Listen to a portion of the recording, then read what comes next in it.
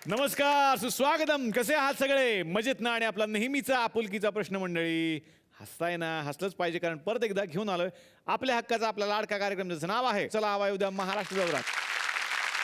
तर मंडळी, कालच्या भागामध्ये झी मराठीचे लाडके सूत्रसंचालक आपल्या थुकरटवाडीमध्ये आलेले होते, ते मुक्कामी होते. त्यांच्याच बरोबर आजच्या भागाला सुरुवात करूया. सगळ्यांचं पुन्हा एकदा मनापासून स्वागत. प्रशांत सर, अभिनय तर तुम्ही गाजवताच आहात, पण तुम्हाला सगळ्यात जास्त कठीण काय वाटतं, अभिनय की सूत्रसंचालन? नाही, सूत्रसंचालन जास्त सोपं आहे, कारण कुठे पोचायचं ते माहिती आहे आपल्याला. वा. खवय्याच्या बाबतीत सांगायचं झालं तर तिथे पदार्थ काय बनतोय ह्याच्याकडे माझं फारसं लक्ष नसतं. समोरची व्यक्ती कसं बोलते ह्याच्याकडे माझं जास्त लक्ष असतं. आणि खाताना तर उत्तमच असतं, कारण त्यांनीच बनवलेलं असतं. एकदाच फक्त एका गृहिणीने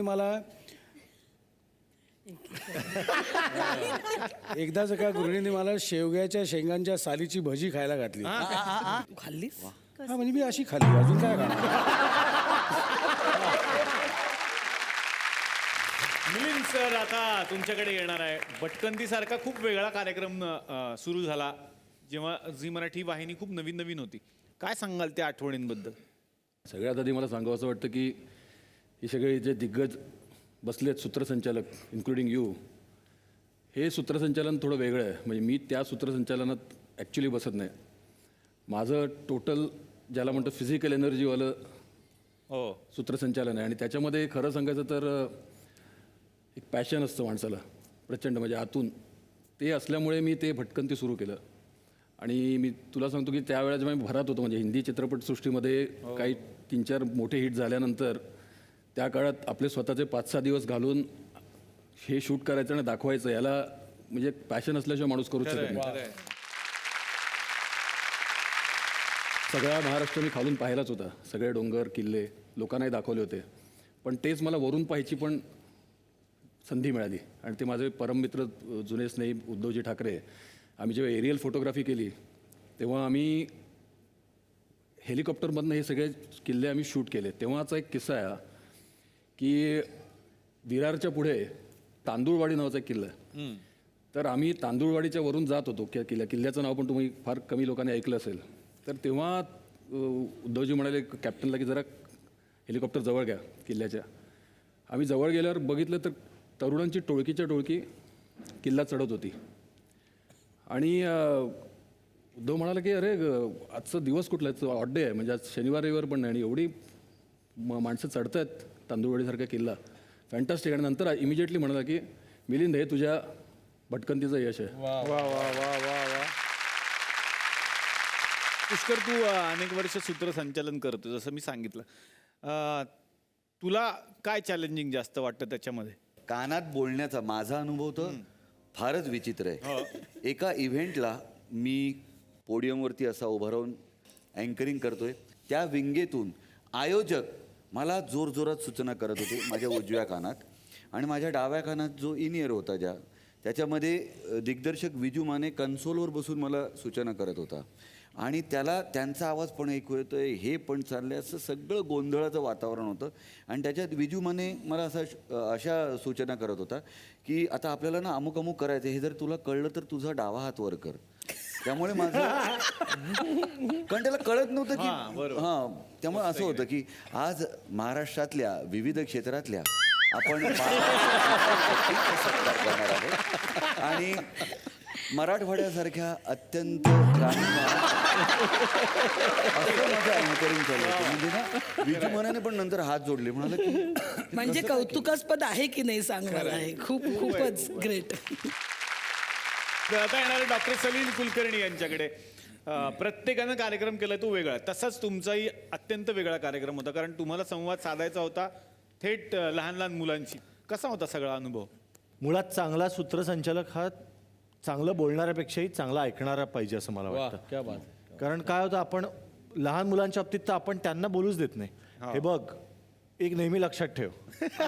त्याला काहीतरी वेगळंच सांगायचं असतं, पण तुम्ही सारखं त्याला हे लक्षात ठेव, ते लक्षात ठेव, माझ्या वडिलांनी असं केलं, माझ्या काकांनी असं केलं, त्याला अगदी काहीतरी वेगळं सांगायचं असतं. कारण मला आत्ता असं वाटतं की लहान मुलांना ऐकणारा माणूस मिळत नाही. वा वा. आत्ताच्या लहान मुलांना.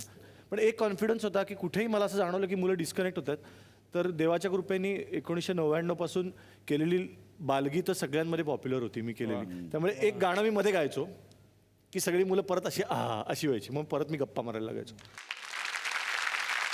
सलीम कुलकर्णी म्हटलं की त्यांची गाणी आली आणि आत्ता माझी इच्छा आहे की मग जर 2 ओळी गुणगुणला तर आम्हालाही पुन्हा लहान झाल्यासारखं वाटेल. वा वा. नाही, आत्ताच्या लहान मुलांवरचं म्हणजे हां इवली इवली पाठ आणि लटलटणारे पाय, एवढ्या मोठ्या दप्तरातून नेतेस तरी काय, रोज करतेस वया पुस्तक ढीग ढीग गोळा, शिकणे म्हणजे रमणे नाही दमणे झाले बाळा, पंख असून पाखरू चाले घासत घासत पाय, एवढ्या मोठ्या दप्तरातून नेतेस तरी काय. क्या बात है, क्या बात है.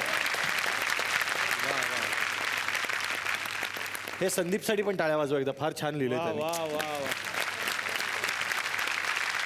तर लहानपणीच्या गप्पा चाललेल्या आहेत आणि आमच्याकडे सुद्धा काय आहे, 2 लहान भाचे आहेत सर माझे. तो या मामा मामा मामा मामा मामा मामा उच्चन मामा उच्चन मामा उच्चन. अरे उचून घे. अरे मामा गाडला जायचा. मामा मामा शपथ आई शपथ. हा वा वा कोणाला भेटायला आला? सर जा तिकडे भेटत तुम्ही, जाऊन तिकडे असे तिकडून जा. सर नाही सर बस सर बसा सर. सर ते ह्याला काय म्हणतात सांग ह्याला काय म्हणतात दादा? हार्मोनियम. राहू दे हार्मोनियम नसतं. सर ते गाणं नाही का, नसतेस घरी तू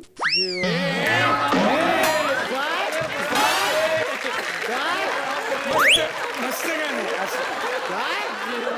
काय येड्या अरे ते डॉक्टर आहेत डॉक्टर. असं ही कसं पेटी केलं आहे. कसं केलं? नसतेस घरी तू हे म्हणजे चांगलं आहे असं. हा छान आहे असं. कुठेही पॉज नाही घ्यायचा, अर्थ बदलतो. हो काय हो का काय हो का? हा सांग तू दादा त्यांना सांग. ते डॉक्टर आहेत हा. आणि ही त्यांची पेटी आहे. हे बघ कोण आहेत, कोण ही कोण आहेत, मिलिंद गुलाची. हा ही त्यांची बायको ती राणी मुखर्जी येतेच नाही. अरे राणी गुणाची. हा कुणाची काय कुणाची त्यांचीच आहे. अरे गुणाजी हा, आणि ते जंगलात असतात, ते जंगलात फिरतात, त्यांना एक पण प्राणी मिळत नाही बघ ते. त्यांना एक पण प्राणी नाही सापडत. कुठे असतात पण ते नॅशनल टी कॉफीवर. नॅशनल टी कॉफी नसतं ते भटकंती. नाही नॅशनल टी कॉफी असतं ना कार्यक्रम. भटकंती ते जंगलामध्ये फिरून सगळं दाखवतो आपल्याला, ते तसला कार्यक्रम असतो. हा राव एखादी मोठी मगर पकडा ना. Please please. काल आम्ही दोघांनी एका मगरीला हाकललं. शपथ डेंजर होती. मला खूप भीती वाटली. हा खूप घाबरला, मी नाही घाबरलो. कशी कशी कशी मी आकार- असं केलंय, हट, हट, हट. कुठं होती? हा कुठं होती? भिंतीवर.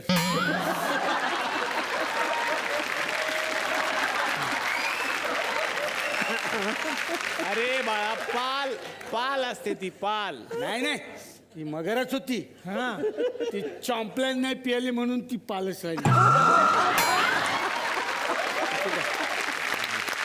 पाल आणि मगर याच्यात काय फरक असतो की नाही?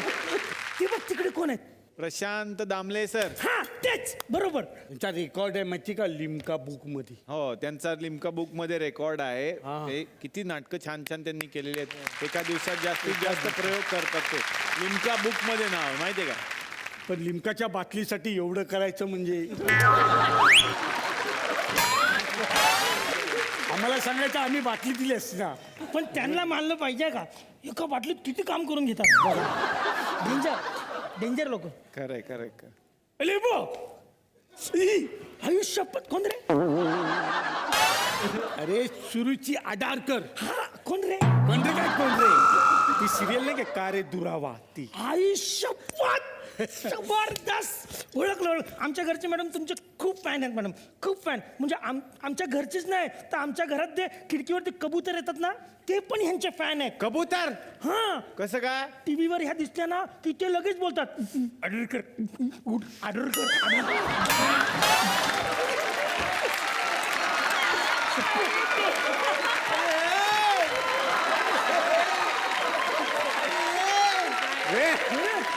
बस ह्याच्यापेक्षा चांगला नाही सुचला तुला जोक? आहे माझ्याकडे आहे. ह्याच्यापेक्षा चांगला जोक सुचला पाहिजे ना. चांगला आहे सर. तुझ्याकडे चांगला आहे? हा. कसं आहे ऐक. आमच्या घरचे बेडूक पण जे फॅन आहेत. कसं आहे? बेडूक ते म्हणतात सुरुची हे निघता. मॅडम आलेले आहेत. भेटलात का तुम्ही निर्मिती ताईंना? अरे बापरे. ये, त्यांचं स्वागत करूया, ये. ये. स्वागत करूया. विशेष तुमच्यासाठी सेपरेट केलंय का? इथे इथे इथे बरं करा. दिसू त्याला कॅमेऱ्याची जागा पकड. काहीतरी चांगलं करून आले वाटतं. नाही आम्ही एकदम तयारीत आहे. आज मार खाऊनच जायचं आपण. आज काय झालं ते. रेडी? ओके 1 2 3. ओ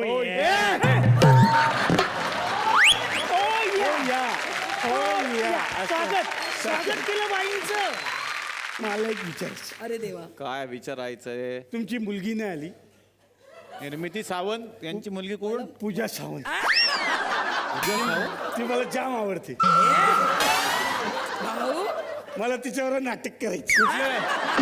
तिच्याबरोबर नाटक करायचंय. कुठलं नाटक करायचंय? डाऊबाई जोराची. मामा खूप अवधूत दिसते. सर तुम्ही आता मोठे मोठे पिक्चर केले, काना, मोरया. आता पुढचा पिक्चर कुठला? दांडिया. काना, मोरया, दांडिया. सर तुम्ही अजून एक पिक्चर करा, कोजागिरी. माझ्याकडे स्टोरी आहे. कोजागिरी. कोजागिरीवर असं काय? स्टोरी आहे. ते ना माझ्याकडे स्टोरी आहे. 2 ग्रुप आहेत सर. ते ना भांडण करतात. दूध कोण पिणार याच्यावरून. कोजागिरीचं दूध कोण पिणार त्याच्यावरून? मला आणलाय बघ. ए नको ओळखू. नाही मला माहिती आहे. नको नको. हा तोच आहे ना. विमानात बसल्यावर याची जाम वाट लागते. विमानात काय? विमानात बसल्यावर याची जाम वाट लागते. कसं काय? एकदा माझ्या बाजूला बसला हा. होता. देवाची नावं लिहित बसला होता वहीवरती घाबरून. शपथ खोटं बोललास तर बघ. देवाची नावं लिहित बसला होता. मी म्हंटल इथनं देव जवळ राहतो, पटकन येऊन घेऊन जाईल. मला माहित नाही मला का भीती वाटते, पण विमानात बसल्या आणि तो पंखा सुरू झाला की माझ्या तळ हाताला कपाळाला घाम येतो आणि मी ह्याला असं धरून बसलो होतो. ह्यानी त्याची गोष्ट केली. आम्हाला सगळ्यांबरोबर एक खेळ खेळायचा आहे. सगळ्यांच्या बरोबर खेळ खेळायचा. हा खेळायला काय? शपथ. मागासपासून खेळच खेळताय ना, आता अजून काय खेळायचं? एक गेम आहे भिंगरी. भिंगरी. हा तो सगळ्यांच्या बरोबर खेळायचा. भिंगरी चक्र. भिंगरी चक्र. अरे वा. तर बघूयात हा काय खेळ. भिंगरी चक्र. तर हा आहे गेम आणि इथे आपण काही शिक्षा लिहिलेल्या आहेत. शिक्षा लिहिलेल्या आहेत. शिक्षा लिहिलेल्या आहेत त्या आधी वाचल्या जाणार. आधी शिक्षा कळणार. आधी शिक्षा करणार. बर. मग हे चक्र फिरवलं जाणार. ओ. आणि मग ज्याच्या समोर हा बाण येईल हा त्याने ती शिक्षा पूर्ण करायची. पूर्ण करायची. अच्छा. आणि ती करायचीच. करायचीच. पहिली शिक्षा आहे लावणी नृत्य. हो.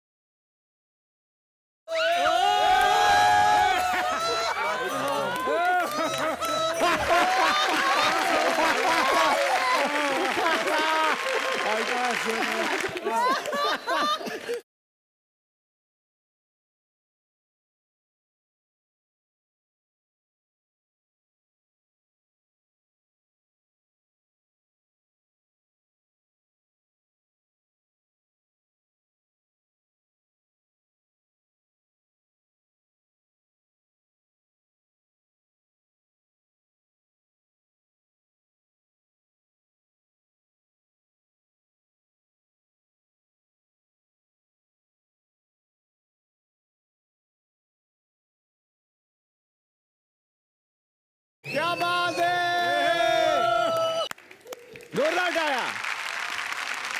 पुढची काय शिक्षा आहे पटकन घ्या.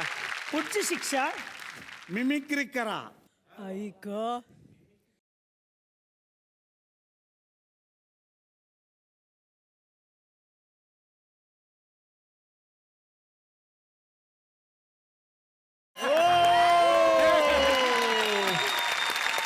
अवधूत सरांच्या साठी आलेला आहे. आम्ही पूर्वी जे मिमिक्री सुरू झाली त्यावेळेला जे पहिले अशोक कुमार करायचे. हा अशोक कुमार पण करता तुम्ही मला माहिती. हो. छन्न पकाया छन्न पकाया छन्न पकाया छन्न के बीच में डॉक्टर ओहो.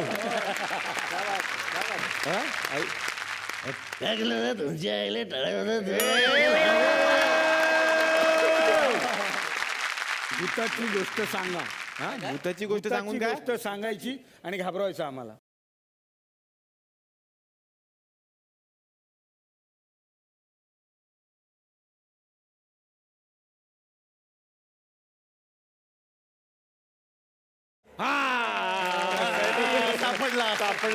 सापडलं कोल्ड्रिंक. करेक्ट माणसाकडे आले. मला भूताची गोष्ट येते पण मी खूप हॉरर गाण्यामध्ये चेटकिणीचे आणि राक्षसाचे घाणेरडे आवाज काढलेत. तर मी या दोघांना मध्ये घेऊन ना असे खूप भयान आवाज काढतो. आईबाबांचं न ऐकणारी दोन मुलं हातात वॉटर बॅग घेऊन आईबाबांवर चिडून घराबाहेर पडतात. थुकरटवाडीकडे चालत चालत जातात. ते चालतायत.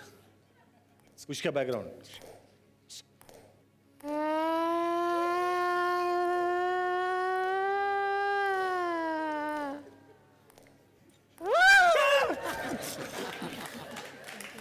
ते एकमेकांचा हात पकडतात. परत कराल असं उतरते.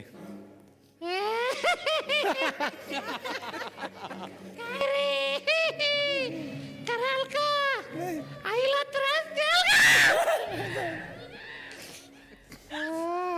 परत करायचं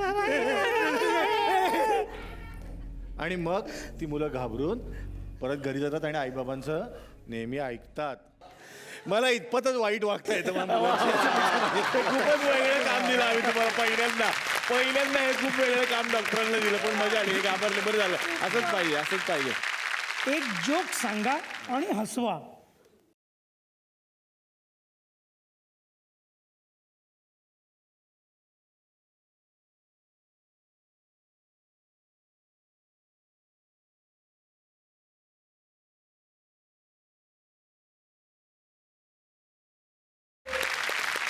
बरं, काय नशीब म्हणतात ते याला.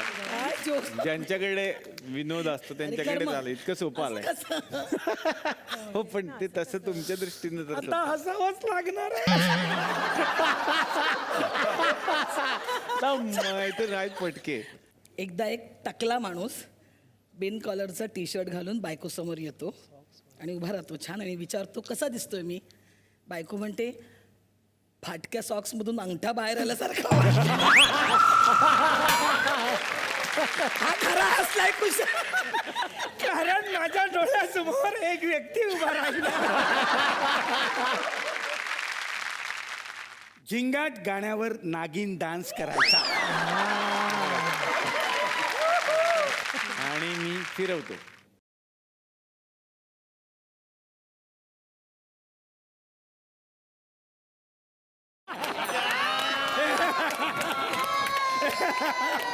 काय करणार पुष्कळच पहिला.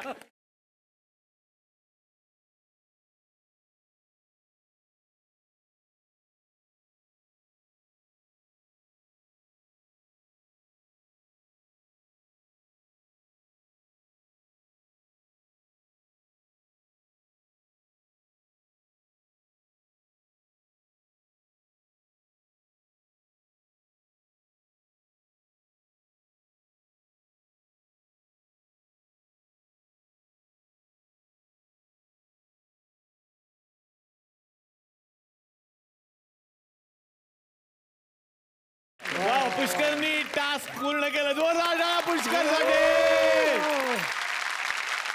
हा चक्करवाला गेम आता इकडे संपतोय. आता मी गप्पांमध्ये येणार आहे राणी गुणाजी यांच्याकडे. मानसी हा कार्यक्रम तुम्ही सांभाळत होतो तेव्हाच्या काही आठवणी ऐकायला आवडतील. तो अनुभव एक तर जबरदस्त अशासाठी कारण मी अँकरिंग कधीच केलं नव्हतं. म्हणजे सिरियल्स केलेल्या होत्या आधी भरपूर, पण अँकरिंग नव्हतं केलं. आणि अक्षरशः त्यांनी आम्हाला जसं शाळेत शिकवलं ना की कसं उभं राहा, कसं बोल, उच्चार कसे कर, काय कर, हे विनय सरांचं अगदी लक्ष असायचं. तर तसं त्यांनी अँकरिंग पण आम्हाला शिकवलं. वा. एकाच घरात दोन जेव्हा इतके दिग्गज कलाकार एकत्रितपणे राहतात आणि दोघंही सूत्रसंचालक, तर सूत्रसंचालकाला साधारणपणे दुसरं कोणाचंच ऐकायची इच्छा नसते, कारण त्याला स्वतःच बोलायचं असतं, त्याला मध्ये पॉज घ्यायचा नसतो, कारण को ऍक्टर कोण नाहीच आहे. मग तुमच्या दोघांचं कसं होतं, तुम्ही कसे बोलता एकमेकांशी? मी बायको असल्यामुळे फक्त मीच बोलते. त्याला ऐकण्यापलीकडे काही गत्यंतरच नाही. आणि आता आमच्या लग्नाला 25 वर्ष झाली आहे. त्यामुळे आता तर फक्त मीच बोलणार. त्यामुळे मी त्याला असं चॉईस वगैरे देतच नाही काही. पण इतके शांत वाटतात आता, तसेच घरात पण इतके शांत आहेत. शांत आहे तो. ऍक्च्युली मिलिंदचं असं की तो खूप ठराविक लोकांबरोबर त्याची गट्टी जमली ना की तो ऍक्च्युली कोणालाच बोलायला देत नाही. म्हणजे तो ताबा घेतो मैफिलीचा. तो एकटा बोलतो. म्हणजे आम्हाला अरे मिलिंद बाकीचे पण कविता करतात, मिलिंद बाकीचे पण गातात, मिलिंद आता तू गाऊ नकोस, म्हणजे मिलिंद तू हे आता कविता कविता करू करतात आणि नकोस. गातात, हे चांगलं तो सांगितलं अप्रतिम तुम्ही मला. कविता करतो, अप्रतिम म्हणजे अप्रतिम. पण खरंच मी त्याच्या कवितांच्या खरंच प्रेमात आहे. बरं, माझी एक कविता आहे माळा. वा. आपल्या घरातला माळा. दिवाळीतला तुटका कंदील, चिनी मातीची फुटकी भांडी, बिनहातांची खुर्ची आणि अभ्यासाचे शेसवी टेबल, जुनी पुस्तके, जुनी खेळणी, पतंग मांजा, पाटी दप्तर, बालपणीच्या नाटकातले इवले कपडे, आईने विणलेला स्वेटर, कळकटलेल्या ट्रॉफ्या, पदके, फिरलेल्या फोटोंचे अल्बम, वाळवेतेली पाने आणि पानांमधले जुने पराक्रम, गतगोष्टींचा सुखदुःखाचा कचरा सगळा कधी वाटते फेकून द्यावा, गतगोष्टींचा सुखदुःखाचा कचरा सगळा कधी वाटते फेकून द्यावा, तोडूनी माळा रंग लावूनी एक कोपरा लख करावा, माळ्यावरचा जुना पसारा तसाच तरी मी जपत राहतो, माळ्यावरचा जुना पसारा तसाच तरी मी जपत राहतो, मनातूनही हे जाणून असतो, भरला माळा रित्या भिंतीना रित्या घराला घरपण देतो.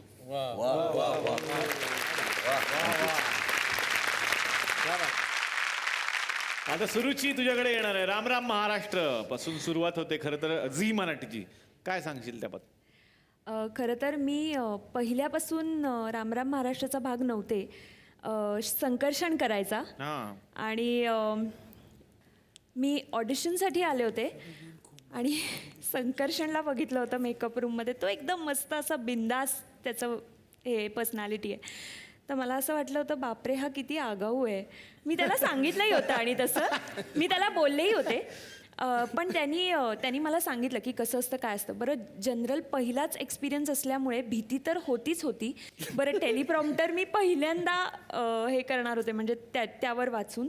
तर तिथेही माहीत नव्हतं तर त्यांनी मला सांगितलं, त्यांनी मला गाईड केलं. थोडंसं ॲड करायचं आहे की आमच्या टेलिप्रॉम्प्टरचा जो कागद ढकलायला लागतो ना, टेलिप्रॉम्प्टर म्हणजे काय लोकांना सांगूयात की बऱ्याच वेळेला स्क्रिप्ट जे असते ते समोर लिहिलेलं असतं, एका टीव्ही सारखा असतो पडदा आणि त्यावर ते आपल्याला वाचता येतं. हां, आणि काय व्हायचं की आम्ही दोघं जण असे उभे असायचो आणि तो ढकलणारा जो माणूस असायचा, आता 7 एपिसोड म्हटल्यानंतर त्याला एका पॉईंटला झोप यायची. मग तो सरकवताना असं झोपायचा. मग ते वाक्य पुढे गेलं नाही की ही तुला काय वाटतं संकर्षण असं म्हणून थेट माझ्यावर ढकलायचं. मग म्हणायचो काही नाही, मग आता लगेच आपण मंजिर त्यांच्या रांगोळीकडे बोलूयात.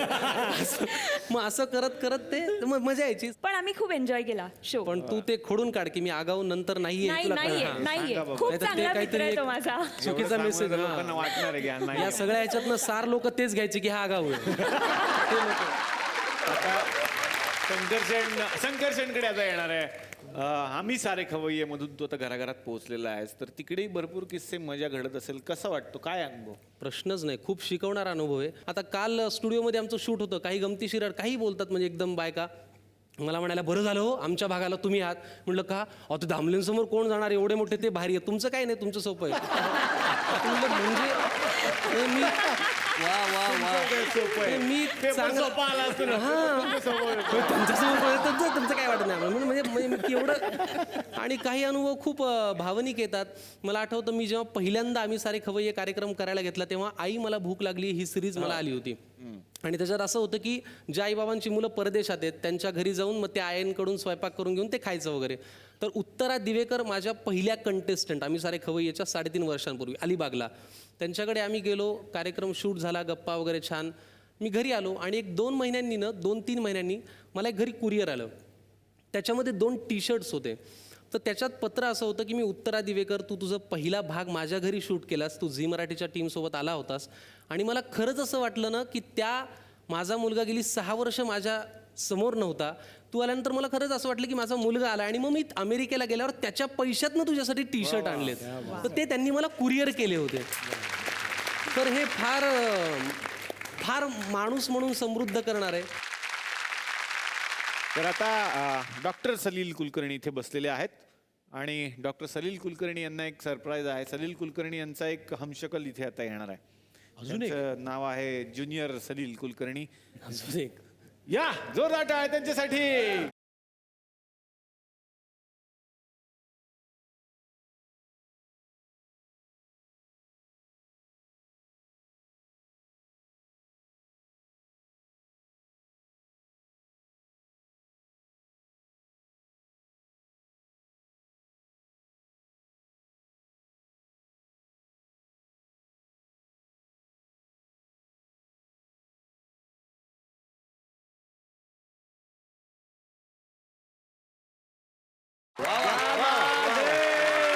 शुभंकर साठी जोरदार टाळ्या झाल्या पाहिजे. शुभंकर स्वागत बाबांना. मी खरं सांगू का, तो आज खरं इथे आला ना तो तुमच्यासाठी आला, कारण तो तुमच्या सगळ्यांचा इतका फॅन आहे.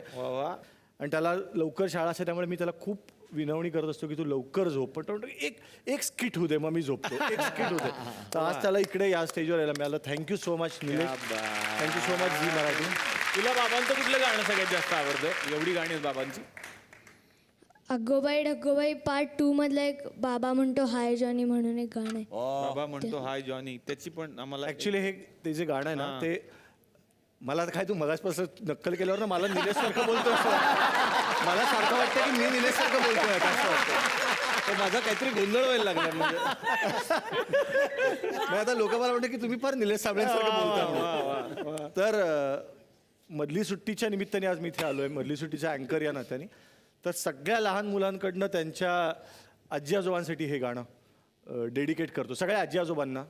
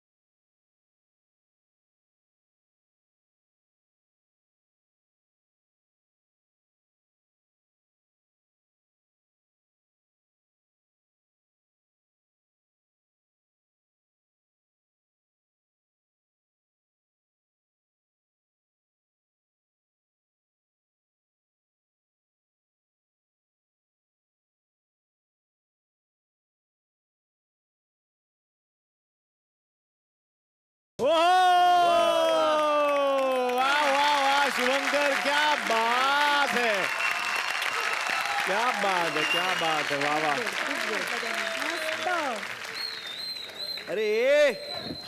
अरे याच्याकडे लक्ष आहे का कोणाचं? मला काय आहे मी आजी आजोबा हे प्रकरण खूप जवळून जगलो आहे.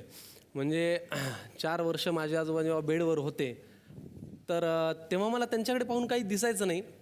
म्हणजे मला तेव्हा 1-2 ओळी सुचल्या होत्या की सुरकुतलेल्या त्या कुशीत मायेचा धबधबा दिसतो आणि साठी पुढच्या प्रत्येक डोळ्यात मला माझा आजोबा दिसतो.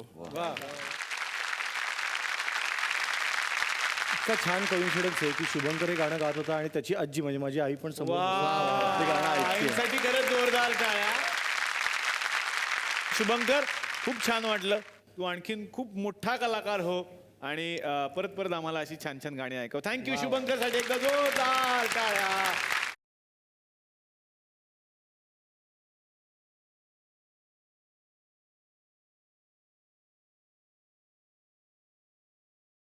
तर मंडळी, थुकरटवाडीच्या या मंचावरती नेहमीच वेगवेगळ्या गोष्टी घडत असतात, वेगवेगळ्या गमती जमती घडतात.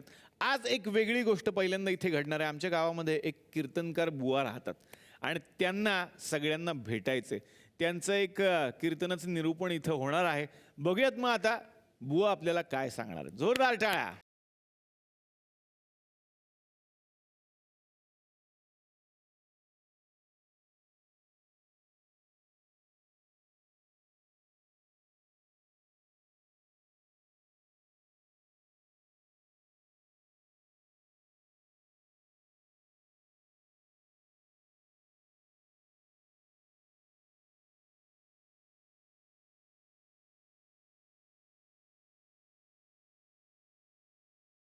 वाह वाह वाह वाह वाह वाह वाह वाह, क्या बात आहे, क्या बात आहे बुवा. वा वा, आमचे तुकाराम महाराज म्हणतात काय शब्दच आमचं धन आहे, हे धन आम्ही लोकायला वाटू. पण बुवा, तुमच्या माहितीसाठी सांगतो, अहो ते शब्द तुकाराम महाराजाचे पाहिजे हो. हा, आमच्यासारख्या लुंग्या सुंगायचे शब्द आणि बडबड किती लोक ऐकणार. बरोबर आहे खोटा आहे हो? बरोबर आहे. तुम्हाला सांगतो, आजकाल जो माणूस उठते तो अर्थशास्त्राचा बाप असल्यासारखा बोलते. काय तर म्हणजे 2000ची नोट अशी पाहिजे होती आणि 500ची नोट तशी पाहिजे होती. म्हणून म्हणतो बाप हो, प्रत्येक टाईमला लोकांचं ऐकलंच पाहिजे असं नाही. तुम्हाला जेवढं झपन, तुमच्या बुद्धीला जेवढं पटन तेवढं तुम्ही ऐका, बाकीचं सोडून द्या. हो बरोबर आहे. तुम्हाला सांगतो, पचल तेवढं खाल्लं आणि थकल तेवढं चाललं का माणसाला प्रॉब्लेम होत नाही. बरोबर आहे खोडा हो? बरोबर आहे की नाही? तुम्हाला एक गोष्ट सांगतो, एका गरीब माणसाची गोष्ट सांगतो. एक गरीब माणूस होता, लय गरीब होता. तो देवाजवळ गेला. देव म्हणे, मले देवा काही कर, मला 1000ची नोट दे. तू मला 1000ची नोट देशील तर त्यातले 500 मी तुले देईन. आता त्या माणसाला देव प्रसन्न झाला का नाही मला माहित नाही, पण रस्त्यानं चालता चालता त्याला 500ची नोट सापडली. थोड्याची 500ची नोट सापडली. नोट उचलली. म्हणे देवा वाह, तू 500 तुया पहिलेच कापून घेतले. म्हणजे लोकांजवळ नोटा आल्या की अशी लोकांची नियत फिरते. अरे ह्या नोटा पायी तर युद्ध झाले, महायुद्ध झाले, सख्खे भाऊ पक्के वगैरे झाले. बरोबर आहे की नाही? बोला विठ्ठल. ह्याच नोटाची तुम्हाला मी कहाणी सांगणार आहे. आधीपासून कहाणी सांगणार आहे. आपल्या देशाला स्वातंत्र्य भेटलं तेव्हापासून, म्हणजे 1947 साली आपला देश अलग झाला. खरी गोष्ट आहे बरं, खोटी नाही, मनाचं सांगत नाही, पुरावे आहेत. भारत पाकिस्तान वेगवेगळा झाला, पण नोटा छापाची मशीन एकच होती. आणि ते मशीन आली भारताच्या वाटेला. कोणाच्या हो? भारताच्या वाटेला आली. पाकिस्तान राहिला बिना मशीनचा. मग आता एवढ्या अर्जंटी नोटा छापाची मशीन आणून कुठून? म्हणून पाकिस्ताननं आयडिया केली का आपले डोळे रबरी शिक्के बनवले आणि भारताच्याच नोटीवर मारले. काय तर म्हणे, हे आता पाकिस्तानची नोट होय. पहा सायचं, तेव्हापासून सायचे आपल्या नोटीची डुप्लिकेट नोटा छापून राहिले. बोला ह्या नोटाची कहाणी पहिल्यापासून लोचेची आहे. पहिले नोटा नव्हत्या तर चलन म्हणून लोक तंबाखू देत. वाटते? पण गोष्ट खरी आहे. लोक चलन म्हणून तंबाखू देत. काही देशात माणसाची कवटी चलन म्हणून वापरली. अरे काही देशात डुक्कर चलन म्हणून वापरलं. हे डुक्कर घेऊन 2 किलो तांदूळ दे. कॉईनचा जन्म झाला. आता हे कॉईन ज्या देशाचे असे, ज्या राजाचे असे, तो राजा त्या कॉईनवर आपला फोटो छापे. काय छापे? फोटो छापे. राजा जर चांगला असला तर लोक कॉईन ठेवून घे. राजा जर खराब असला तर लोक कॉईन फेकून देत. कोणी वितळून टाके, जाळून टाके. मग काही दिवसांना असं झालं का काही लोकांना भीतीपोटी, मरणाच्या भीतीपोटी, चोरीच्या भीतीपोटी हे सोन्याचे नाणे जमिनीत गाळून ठेवले. कुठं ठेवले? जमिनीत गाळून ठेवले. आणि मग काही दिवसानं हे गुप्तधन म्हणून वर आलं. सवय पहा लोकांच्या, सवय पहा. हे काही लोक नदीत नाणं फेकतात की नाही? तुम्ही फेकला असेल वामनराव, खरं बोला, खोटं बोलू नका. तुम्ही फेकला असेल. काही लोक हे खाईत नाणं फेकतेत. काय तर म्हणे देवाचं पुण्य भेटते. अरे भयताडे हो, ह्या पुण्याच्या पायी जेवढे नाणे तुम्ही नदीत फेकले ना, तेवढ्या नाण्यात एक नवीन नदी तयार झाली असती. बरोबर आहे की नाही? बोला विठ्ठला.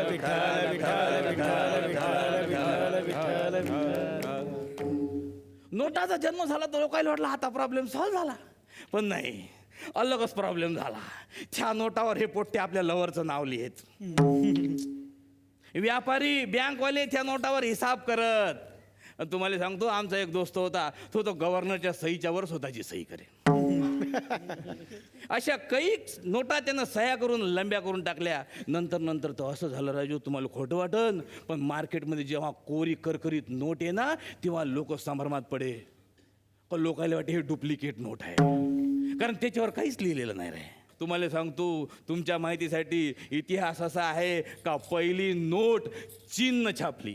म्हणजे पहा, आपल्या चलनात आलेली पहिली नोट ठेई चायना मेड आहे. वा बोला विठ्ठल. पण त्याही काळात म्हणजे 12व्या शतकात त्या नोटीची डुप्लिकेट करणारे लोक त्या ठिकाणी तेव्हा सापडले. जे लोक सापडले त्यावेळेस त्याला मृत्यूदंड भेटला अशी इतिहासात नोंद आहे. खोटं सांगत नाही, खरं आहे, सगळं लिहिलेलं आहे.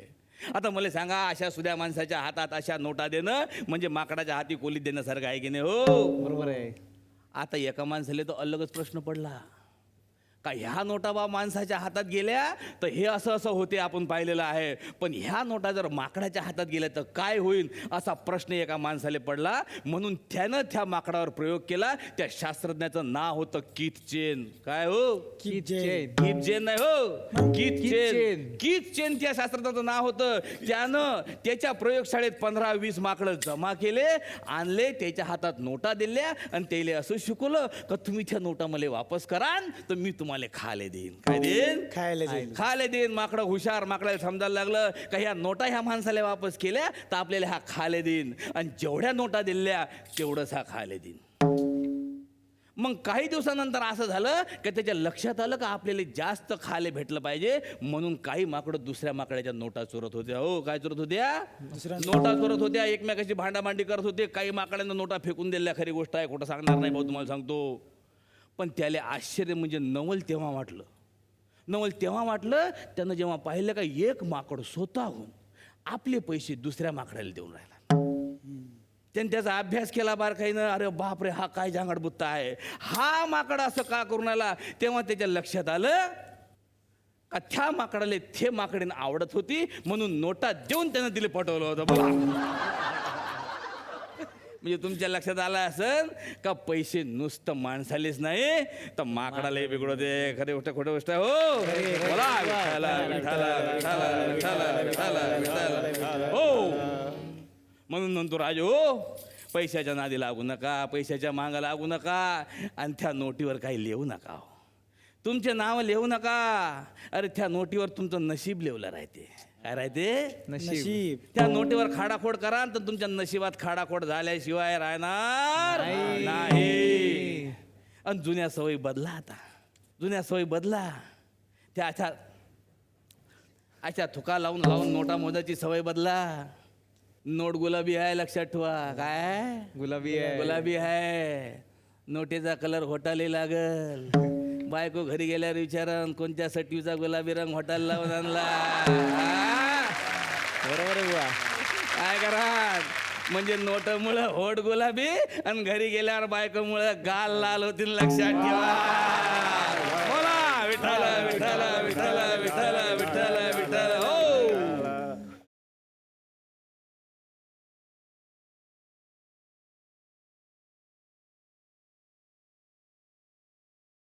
तुम्ही खरंच आला आमच्या गावात आज, इतकं बरं वाटलं आम्हाला. आणि आमची अशी इच्छा आहे की तुम्ही आता सतत येत चला इकडं.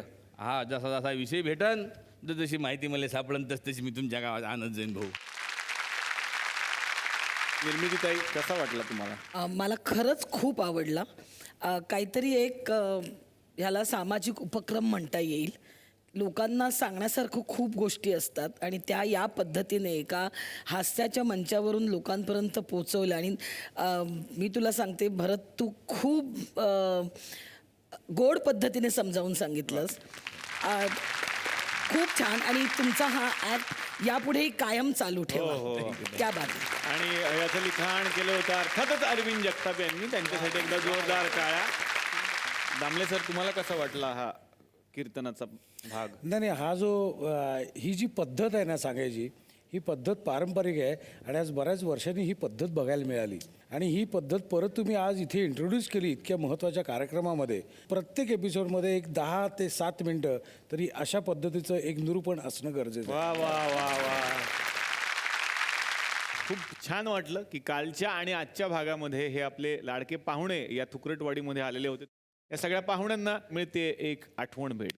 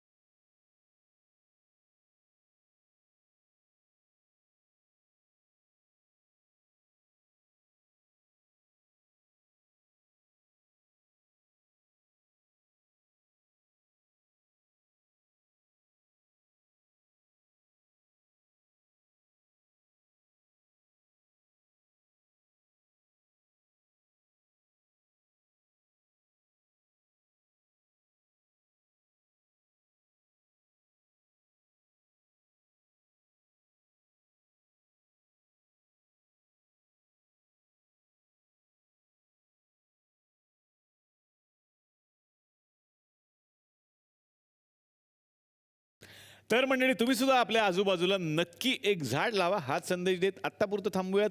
भेटूयात पुढच्या आठवड्यात याच कार्यक्रमात, ज्याचं नाव आहे चला वायुदा महाराष्ट्र दौरा.